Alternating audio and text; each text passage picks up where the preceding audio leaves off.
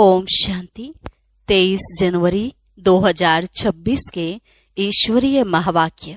पहले सुनते हैं मुरली के मुख्य पॉइंट्स। बाबा ने कहा, इस मुरली में ही ज्ञान का जादू है, जिस जादू से तुम मनुष्य से देवता बन जाते हो। इसलिए तुम ईश्वरीय स्टूडेंट्स को जो ज्ञान मिलता है उस पर विचार सागर मंथन करो, तभी अमृत निकलेगा। जो ज्ञान का मंथन नहीं करते वह जरूर आसुरी विचारों का मंथन करते होंगे। फिर बाबा ने कहा, अभी तुम पुरुषोत्तम बन रहे हो, इसलिए मुख से कोई भी छीछी बात न निकले, नहीं तो कहा जाएगा यह कम दर्जे का है। मुख से सदैव रत्न ही निकलने चाहिए। अपने से पूछना है, हमारे में सब दैवी गुण है या कोई आसुरी अवगुण भी है। लास्ट में बाबा ने कहा, तुम्हारा मुखड़ा सदैव इन लक्ष्मी नारायण की तरह हर्षित होना चाहिए। जिनमें ज्ञान की धारणा होगी उनकी चलन देवताओं मिसल होगी। कम धारणा वालों की चलन मिक्स रहती है, और जिसको धारणा ही नहीं, गोया वह तो बच्चे ही नहीं। और अब सुनते हैं महावाक्यों को विस्तार से। मुरली का सार। मीठे बच्चे, तुम्हारे मुख से सदैव ज्ञान रत्न निकलने चाहिए। तुम्हारा मुखड़ा सदैव हर्षित रहना चाहिए। प्रश्न, जिन बच्चों ने ब्राह्मण जीवन में ज्ञान की धारणा की है, उनकी निशानी क्या होगी? उत्तर, उनकी चलन देवताओं मिसल होगी। उनमें दैवी गुणों की धारणा होगी। दूसरा, उन्हें ज्ञान का विचार सागर मंथन करने का अभ्यास होगा। वे कभी आसुरी बातों का अर्थात किचड़े का मंथन नहीं करेंगे। तीसरा, उनके जीवन से गाली देना और गलानी करना बंद हो जाता है। चौथा, उनका मुखड़ा सदा हर्षित रहता है। ओम शांति। बाप बैठ समझाते हैं ज्ञान और भक्ति के ऊपर। यह तो बच्चे समझ गए हैं, भक्ति से सद्गति नहीं होती है और सतयुग में भक्ति होती नहीं। ज्ञान भी सतयुग में मिलता नहीं। श्री कृष्ण न भक्ति करते हैं न ज्ञान की मुरली बजाते हैं। मुरली माना ही ज्ञान देना। गायन भी है ना, मुरली में जादू, तो जरूर कोई जादू होगा ना। सिर्फ मुरली बजाना वह तो कॉमन फकीर लोग भी बजाते रहते हैं। इस मुरली में ज्ञान का जादू है। अज्ञान को जादू तो नहीं कहेंगे, मुरली को जादू कहते हैं। मनुष्य से देवता बनते हैं ज्ञान से। जब सतयुग है तो इस ज्ञान का वर्षा है, वहां भक्ति होती नहीं। भक्ति होती है द्वापर से, जबकि देवता से मनुष्य बन जाते हैं। मनुष्यों को विकारी, देवताओं को निर्विकारी कहा जाता है। देवताओं की सृष्टि को पवित्र दुनिया कहा जाता है। अभी तुम देवता बन रहे हो। ज्ञान किसको कहा जाता है? एक तो स्वयं की व बाप की पहचान, और फिर सृष्टि के आदि मध्यंत की नॉलेज को ज्ञान कहा जाता है। ज्ञान से होती है सद्गति। फिर भक्ति शुरू होती है तो उतरती कला कहा जाता है, क्योंकि भक्ति को रात, ज्ञान को दिन कहा जाता है। यह तो कोई की भी बुद्धि में बैठ सकता है, परंतु दैवी गुण धारण नहीं करते हैं। दैवी गुण हो तो समझा जाए ज्ञान की धारणा है। ज्ञान की धारणा वालों की चलन देवता मिसल होती है। कम धारणा वालों की चलन मिक्स रहती है। धारणा नहीं तो गोया वह बच्चे ही नहीं। मनुष्य बाप की कितनी ग्लानि करते हैं। ब्राह्मण कुल में आते हैं तो गाली देना, ग्लानि करना बंद हो जाता है। तुमको ज्ञान मिलता है, उस पर अपना विचार सागर मंथन करने से अमृत मिलेगा। विचार सागर मंथन ही नहीं करते तो बाकी क्या मंथन होगा? आसुरी विचार, उनसे किचड़ा ही निकलेगा। अभी तुम ईश्वरीय स्टूडेंट हो, जानते हो मनुष्य से देवता बनने की पढ़ाई पढ़ रहे हैं। देवताएं यह पढ़ाई नहीं पढ़ाएंगे। देवताओं को कभी ज्ञान का सागर नहीं कहा जाता। ज्ञान का सागर तो एक को ही कहा जाता है। दैवी गुण भी ज्ञान से धारण होते हैं। यह ज्ञान जो तुम बच्चों को अभी मिलता है, यह सतयुग में नहीं होता। इन देवताओं में दैवी गुण है तुम महिमा भी करते हो सर्वगुण संपन्न। तो अभी तुमको ऐसा बनना है। अपने से पूछना चाहिए, हमारे में सब दैवी गुण है या कोई आसुरी अवगुण है? अगर आसुरी अवगुण है तो उनको निकाल देना चाहिए, तभी देवता बनेंगे, नहीं तो कम दर्जा पा लेंगे। अभी तुम बच्चे दैवी गुण धारण करते हो, बहुत अच्छी अच्छी बातें सुनाते हो। इनको ही कहा जाता है पुरुषोत्तम संगम युग। जबकि तुम पुरुषोत्तम बन रहे हो तो वातावरण भी बहुत अच्छा होना चाहिए। मुख से कोई भी छीछी बात ना निकले, नहीं तो कहा जाएगा यह कम दर्जे का है। बोलचाल और वातावरण से झट पता पड़ जाता है। तुम्हारा मुखड़ा सदैव हर्षित होना चाहिए, नहीं तो उनमें ज्ञान नहीं कहा जाएगा। मुख से सदैव रत्न निकले। यह लक्ष्मी नारायण देखो कितने हर्षित मुख हैं। इन्हों की आत्मा ने ज्ञान रत्न धारण किए थे। मुख से सदैव ज्ञान रत्न निकलते हैं। रत्न ही सुनते सुनाते कितनी खुशी रहती है। ज्ञान रत्न जो अभी तुम लेते हो, फिर ये सभी हीरे जवाहरात बन जाते हैं। 9 रत्नों की माला कोई हीरे जवाहरातों की नहीं है, इन ज्ञान रत्नों की माला है। मनुष्य लोग फिर वह रत्न समझ अंगूठियां आदि पहन लेते हैं। इन ज्ञान रत्नों की माला पुरुषोत्तम संगम युग पर पड़ती है। यह रत्न ही तुमको भविष्य 21 जन्मों के लिए माला माल बनाते हैं। इनको कोई लूट न सके। यहाँ तुम यह हीरे जवाहरात पहनो तो झट कोई लूट ले जाए। तो अपने को बहुत बहुत समझदार बनाना है। आसुरी अवगुणों को निकालना है। आसुरी अवगुणों से शक्ल ही ऐसी हो जाती है। क्रोध में लाल लाल तांबे जैसी शक्ल हो जाती है। काम विकार वाले तो काले बन जाते हैं। तो बच्चों को हर बात में विचार सागर मंथन करना चाहिए। यह पढ़ाई है ही बहुत धन पाने की। वह पढ़ाई कोई रत्न थोड़े ही है। हाँ, नॉलेज पढ़कर बड़ा पोजीशन पा लेते हैं, तो पढ़ाई काम आई, ना कि पैसा। पढ़ाई ही धन है। वह है हद का धन, फिर यह है बेहद का धन। है दोनों पढ़ाई। अभी तुम समझते हो, बाप हमको पढ़ाकर विश्व का मालिक बना देते हैं। वह अल्पकाल क्षण भंगूर की पढ़ाई है, एक जन्म के लिए। फिर दूसरे जन्म में नए सिर पढ़ना पड़े। वहां धन के लिए पढ़ाई की दरकार नहीं। वहां तो अभी के पुरुषार्थ से अकीचार अथाह धन मिल जाता है। धन अविनाशी बन जाता है। देवताओं के पास धन बहुत था। फिर जब भक्ति मार्ग अर्थात रावण राज्य में आए तो कितना था, कितने मंदिर बनाए हुए हैं। फिर आकर मुसलमानों आदि ने धन लूटा, कितने धनवान थे।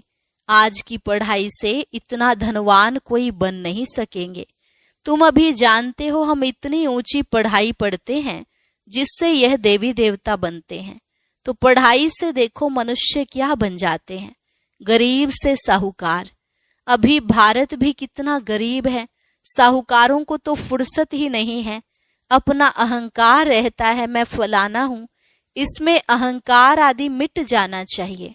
हम आत्मा हैं। आत्मा के पास तो धन दौलत हीरे जवाहरात आदि कुछ भी नहीं है। बाप भी कहते हैं देह सहित सब संबंध छोड़ो। आत्मा शरीर छोड़ती है तो साहूकारी आदि सब खत्म हो जाती है। जब नए सिर पढ़कर फिर धन कमावे या दान पुण्य अच्छा किया हो तो साहूकार के घर जन्म लेंगे। कहते हैं ना, पास्ट के कर्मों का फल है। नॉलेज का दान किया होगा, वह कॉलेज धर्मशाला आदि बनाई है तो उसका फल मिलता है, परंतु अल्पकाल के लिए।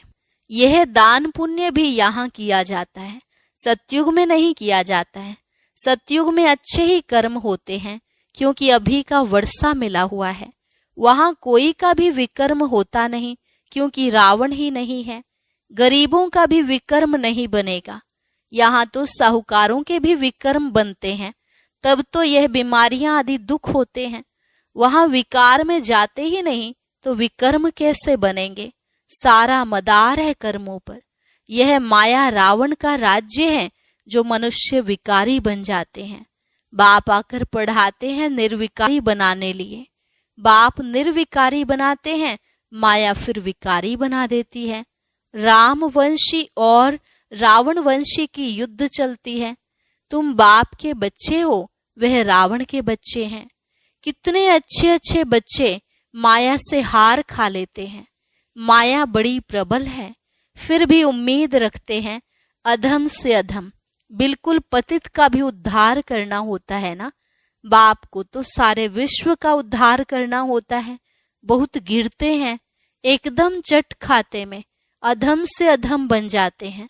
ऐसे का भी बाप उद्धार करते हैं। अधम तो सब हैं रावण राज्य में, परंतु बाप बचाते हैं। फिर भी गिरते रहते हैं तो बहुत अधम बन जाते हैं। उनका फिर इतना चढ़ना नहीं होता है, वह अधमपना अंदर खाता रहता है। जैसे तुम कहते हो अंत काल जो श्री सिमरे, उनकी बुद्धि में वह अधमपना ही आता रहेगा। तो बाप बैठ बच्चों को समझाते हैं, कल्प कल्प तुम ही देवता बनते हो, जानवर बनेंगे क्या, मनुष्य ही बनते हैं और समझते हैं। इन लक्ष्मी नारायण को भी नाक कान आदि हैं, मनुष्य है ना, परंतु दैवी गुणों वाले हैं, इसलिए इनको देवता कहा जाता है। यह ऐसा सुंदर देवता कैसे बनते हैं, फिर कैसे गिरते हैं, इस चक्र का तुमको मालूम पड़ गया है। जो विचार सागर मंथन करते होंगे उनको धारणा भी अच्छी होगी। विचार सागर मंथन ही नहीं करते तो बुद्धू बन पड़ते हैं। मुरली चलाने वाले का विचार सागर मंथन चलता रहेगा। इस टॉपिक पर यह समझाना है, ऑटोमेटिकली विचार सागर मंथन चलता है। फलाने आने वाले हैं, उन्हों को भी उल्लास से समझाएंगे। हो सकता है कुछ समझ जाए, भाग्य पर है। कोई झट निश्चय करेंगे, कोई नहीं करेंगे। उम्मीद रखी जाती है, अभी नहीं तो आगे चलकर समझेंगे जरूर। उम्मीद रखनी चाहिए ना। उम्मीद रखना माना सर्विस का शौक है, थकना नहीं है। भल कोई पढ़कर फिर अधम बना है, आता है तो जरूर उनको विजिटिंग रूम में बिठाएंगे। वह कहेंगे चले जाओ, जरूर पूछेंगे इतने दिन क्यों नहीं आए, कहेंगे माया से हार खा ली। ऐसे ढेर आते हैं, समझते हैं ज्ञान बहुत अच्छा था परंतु माया ने हरा दिया। स्मृति तो रहती है ना, भक्ति में तो हारने और जीतने की बात ही नहीं रहती। यह नॉलेज धारण करने की है। अभी तुम बाप द्वारा सच्ची गीता सुनते हो, जिससे देवता बन जाते। बिगर ब्राह्मण बने देवता बन नहीं सकते। क्रिश्चियन, पारसी, मुसलमानों में ब्राह्मण होते ही नहीं। ये सब बातें अभी तुम समझते हो। तुम जानते हो अल्फ को याद करना है। अल्फ को याद करने से ही बादशाही मिलती है। जब भी तुमको कोई मिले बोलो अल्फ, अल्लाह को याद करो। अल्फ को ही ऊंच कहा जाता है। उंगली से अल्फ का इशारा करते हैं ना। अल्फ को एक भी कहा जाता है। एक ही भगवान है, बाकी तो सब हैं बच्चे। बाप तो सदैव अल्फ ही रहते हैं, बादशाही करते नहीं। ज्ञान भी देते हैं, अपना बच्चा भी बनाते हैं। तो बच्चों को कितनी खुशी में रहना चाहिए। बाबा हमारी कितनी सेवा करते हैं, हमको विश्व का मालिक बनाते हैं, फिर खुद उस नई पवित्र दुनिया में आते ही नहीं। पावन दुनिया में उनको कोई बुलाते ही नहीं, पतित ही बुलाते हैं। पावन दुनिया में क्या आकर करेंगे, उनका नाम ही है पतित पावन। तो पुरानी दुनिया को नया बनाने की उनकी ड्यूटी है। बाप का नाम है शिव और सालिग्राम बच्चों को कहा जाता है। उनकी पूजा होती है। शिव बाबा कह सब याद करते हैं। दूसरा, ब्रह्मा को भी बाबा कहते हैं। प्रजापिता ब्रह्मा कहते तो बहुत हैं, परंतु उनको यथार्थ रीति जानते नहीं हैं। ब्रह्मा किसका बच्चा है? तुम कहेंगे परम पिता परमात्मा शिव ने उनको अडॉप्ट किया है। यह तो शरीरधारी है ना। ईश्वर की औलाद सब आत्माएं हैं। सब आत्माओं को अपना अपना शरीर है, अपना अपना पार्ट मिला है जो बजाना ही है। यह परंपरा से चला आता है। अनादि अर्थात उसका आदि मध्य अंत नहीं। मनुष्य सुनते हैं एंड होती है तो फिर मूंझते हैं कि फिर बनेंगे कैसे।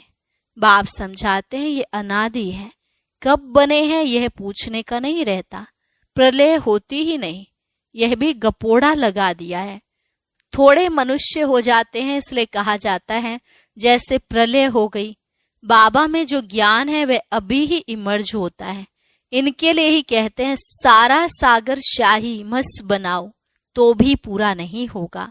अच्छा मीठे मीठे सिकिलधे बच्चों प्रति माता पिता बाप दादा का याद प्यार और गुड मॉर्निंग। रूहानी बाप की रूहानी बच्चों को नमस्ते। रूहानी बच्चों की रूहानी बाप दादा को नमस्ते नमस्ते, गुड मॉर्निंग। शुक्रिया बाबा, शुक्रिया। धारणा के लिए मुख्य सार, अपने हर्षित मुखड़े से बाप का नाम बाला करना है। ज्ञान रत्न ही सुनने और सुनाने हैं। गले में ज्ञान रत्नों की माला पड़ी रहे। आसुरी अवगुणों को निकाल देना है। दूसरी पॉइंट, सर्विस में कभी थकना नहीं है। उम्मीद रख शौक से सर्विस करनी है। विचार सागर मंथन कर उल्लास में रहना है। वरदान, कंफ्यूज होने के बजाय लूज कनेक्शन को ठीक करने वाले समस्या मुक्त भव। कंफ्यूज होने के बजाय लूज कनेक्शन को ठीक करने वाले समस्या मुक्त भव। सभी समस्याओं का मूल कारण कनेक्शन लूज होना है। सिर्फ कनेक्शन को ठीक कर दो तो सर्व शक्तियां आपके आगे घूमेंगी। यदि कनेक्शन जोड़ने में 1-2 मिनट भी लग जाते हैं तो हिम्मत हार कर कंफ्यूज ना हो जाओ। निश्चय के फाउंडेशन को हिलाओ नहीं। मैं बाबा का, बाबा मेरा। इस आधार से फाउंडेशन को पक्का करो तो समस्या मुक्त बन जाएंगे। स्लोगन, बीज रूप अवस्था में स्थित रहना, यही पुराने संस्कारों को परिवर्तन करने की विधि है।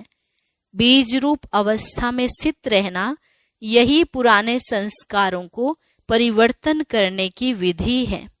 अव्यक्त इशारा, इस अव्यक्ति मास में बंधन मुक्त रहे, जीवन मुक्त स्थिति का अनुभव करो।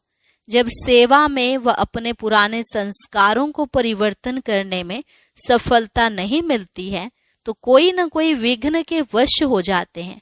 फिर उनसे मुक्त होने की इच्छा रखते हो, लेकिन बिना शक्ति के यह इच्छा पूर्ण नहीं हो सकती।